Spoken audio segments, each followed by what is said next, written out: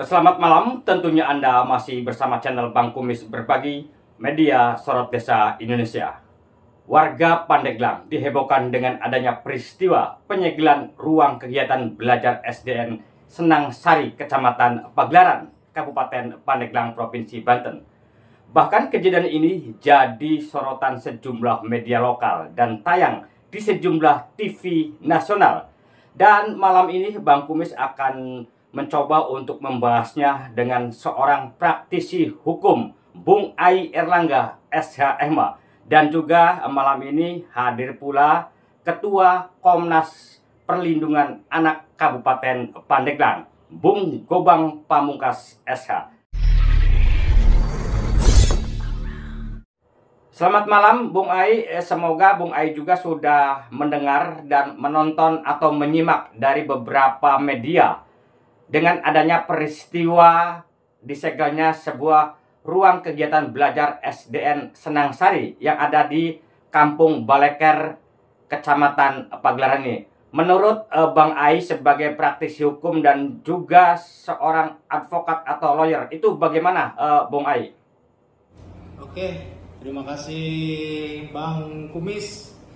Akhir-akhir ini menyikapi persoalan dunia pendidikan, yaitu soal SDN Senang Sari ya Kabupaten Pandeglang, kait dengan tata cara sistem penyegelan atau sita dari sebuah objek Ya, yang betul. dianggap sengketa oleh para pihak, yaitu mutlak harus melalui pengadilan.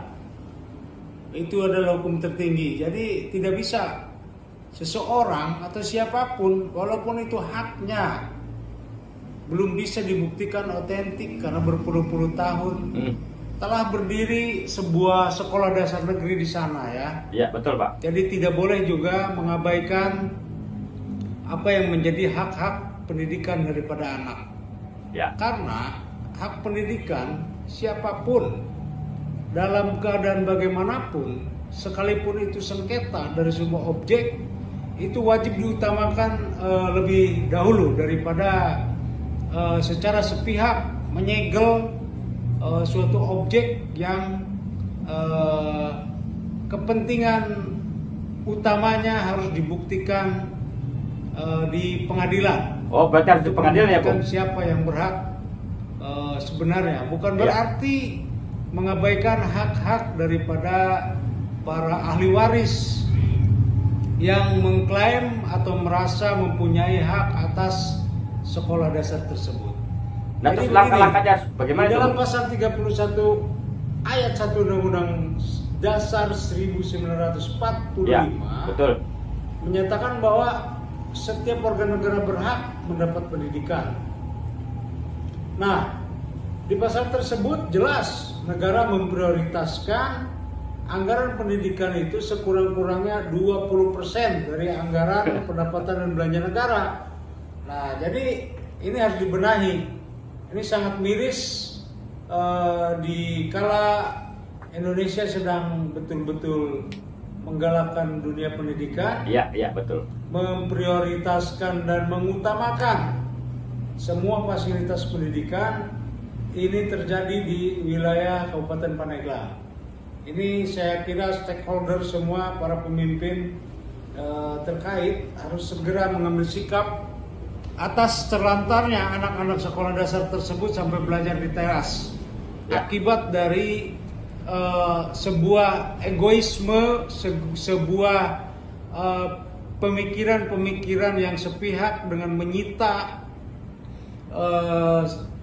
objek tersebut. Nah, tata cara yang baik dan benar adalah silakan ajukan gugatan ke pengadilan, kemudian dimohonkan untuk sita yang menurut hukum.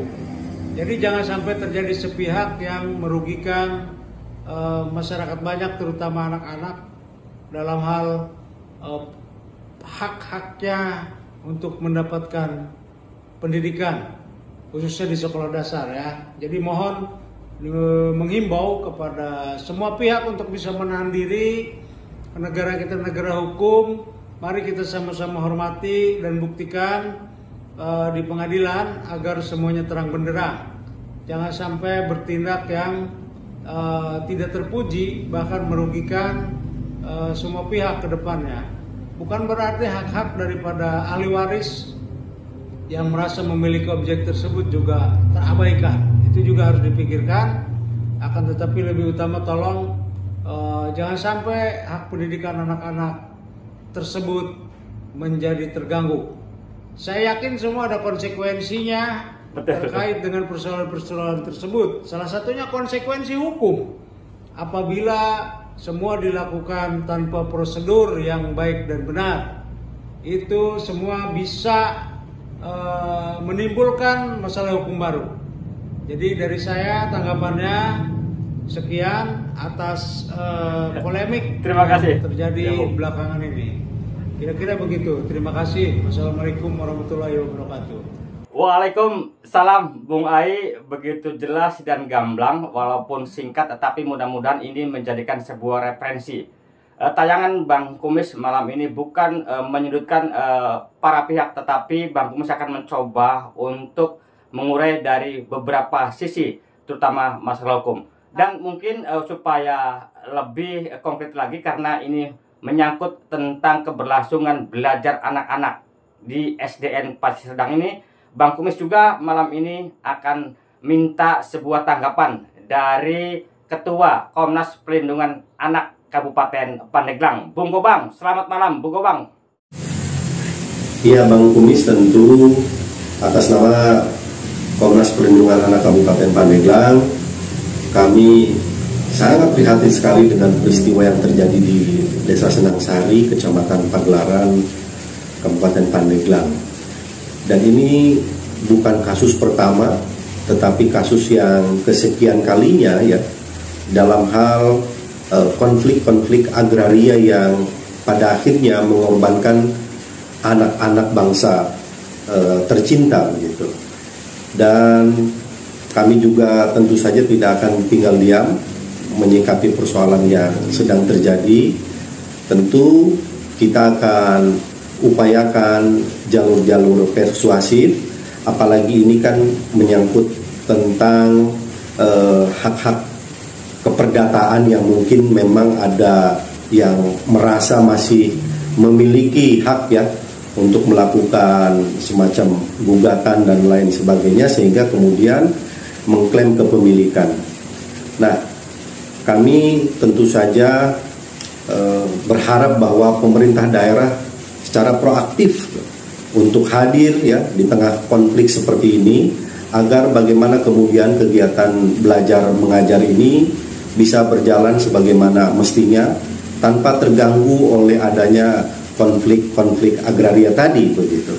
Dinas terkait, stakeholder, dan khususnya unsur pimpinan wilayah baik itu camat maupun kepala desa, karena objek sengketanya ini ada di desa, tentu saya atas nama Ketua Komnas Perlindungan Anak berharap kepala desa mengambil peran penuh ya untuk bagaimana melakukan upaya-upaya persuasif, memediasi agar persoalan konflik agraria ini tidak sampai berimbas terhadap kegiatan belajar mengajar, khususnya anak-anak kita yang memang seharusnya mendapatkan pendidikan yang layak.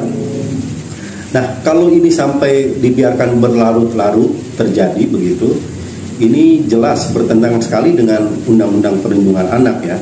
Apalagi di dalam 10 hak dasar anak yang itu sudah menjadi kesepakatan dalam Konvensi PBB pada tahun 1989, dan itu kan sudah disetujui melalui keputusan Presiden Republik Indonesia nomor 36 tahun 1990 dan diratifikasi dalam Undang-Undang Perlindungan Anak. 10 hak dasar anak, dan poin ke-7 itu adalah hak mendapatkan pendidikan yang layak. Nah, tentu tugas kita bersama menjaga anak-anak bangsa agar jangan sampai mereka terganggu ya kegiatan belajar mengajarnya, apalagi sampai misalnya berlarut-larut.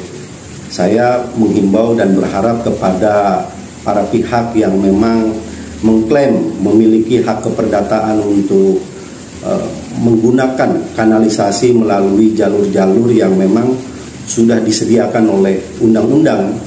Karena ini hak keperdataan, silahkan mungkin bisa melalui pengadilan ya menempuh jalur itu kalau memang mengklaim memiliki hak penuh atas penguasaan lahan yang dijadikan SD tersebut begitu.